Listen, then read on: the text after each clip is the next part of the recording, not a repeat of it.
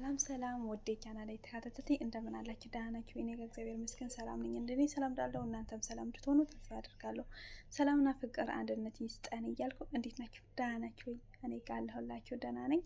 አዎ ጠፍቻለሁ ሰውን እንዴት ናችሁልኝ? ጤና ሁሉም ሰላም ነው? አሁን ዛሬ ደግሞ በአዲስ ነገር መጥቻለሁ። እሱ ላይክ፣ ሼር፣ ሰብስክራይብ ማድረግ ደግሞ ቤተሰብ እንድትሆኑልኝ ተስፋ አደርጋለሁ ማለት ነው እና በብዙዎቹ ላይ በሚዲያዎች የምታወቁ ማለት ብዙ ነገር እንላለን በሚዲያ ላይ ማለት ነው። ግን ሚዲያ ላይ አንዳንዴ ለጥሩ የሚቀማ አንዳንዴ ደግሞ ብዙ ነገሮች ሊመጡ ይችላል። ግን ከሁሉ ነገር ምን አለ መስላላችሁ? ትዕግስት አለ። ትዕግስት የሚባል ነገር አለ ለሁሉም ነገር ማለት ነው። ቅድሚ ሚዲያ ላይ እንደዚህ አደረገ ወይ ቅድሚ ሚዲያ ላይ እንደዚህ ማድረግ አንዳንዴ ለጥሩ ነገር እስኪ እንጠቀምበት ሚዲያ እላለሁ። ግን አንዳንድ ኮመንት ደግሞ ስታነብ አንዳንድ ነገሮች ደግሞ በጣም ይሰማሃል ማለት ነው። እና አንዷ በአረብ ሀገር ላይ 8 ዓመት ቆይቻለሁ። ግን እስከ 8 ዓመት በኋላ አገር ቤት ስገባ በእናቴና በወንድሜ ነበረ ብር ምልከው እና ግን ምንም ብር አላገኘሁም። ተመልሼ የመመለሻ ወረቀት ይዤ ስለነበረ ያንን ሳይ ምንም ብር ስለሌለኝ ተመልሼ ወደ አረብ ሀገር መጥቻለሁ ስላለ በአሁን ጊዜ በጣም አረብ ሀገር ያው ከባድ ነው እንደምናየው አይደለም።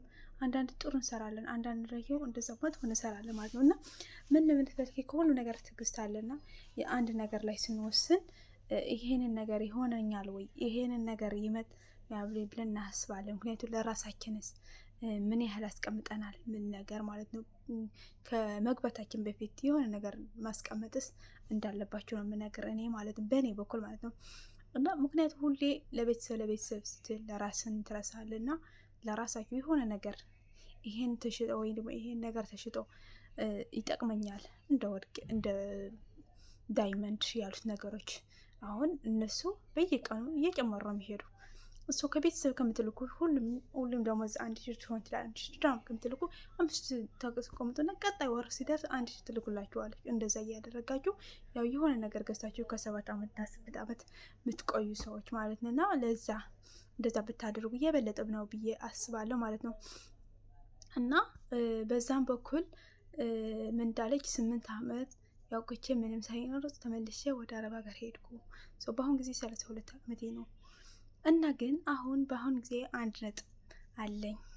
ግን ኢትዮጵያ ልሄድ ፈልጋለሁ፣ ደክሞኛል። ግን ደግሞ እዛ ሂጄ 1 ሚሊዮን ያሰራላኝ እላለሁ። አንዳንዴ ደግሞ እዛ ስገባስ ይበቃኛል ወይ እላለሁ። 1 ሚሊዮን አለኝ ትላለች። እስኪ ምን አይነት ፍቅር ሰጧላችሁ ማለት እዛ ገብቼስ 1 ሚሊዮን ይሰራል ያን ምን ልስራ የማለት ተባላለች ማለት ነው። እና በአሁን ሰዓት 32 ሚሊዮን ብላለች። እስኪ እናንተ ምን ትሰጧላችሁ? እኔ በኩል ብትገባ ነው የሚሻለው ነው የሚለው። ምክንያቱም ገብታ የሆነ ነገር አይታ አገሩን አይታ አንድ ቤተሰቦቼ ሲደውል አለች ደግሞ ቤተሰቦቼ ስል ጦርነት ነው እንዳትመጪ እዛ ይሻልሻል ይለዋታል። እድሜ ደግሞ እየገፋ ነው ያለው።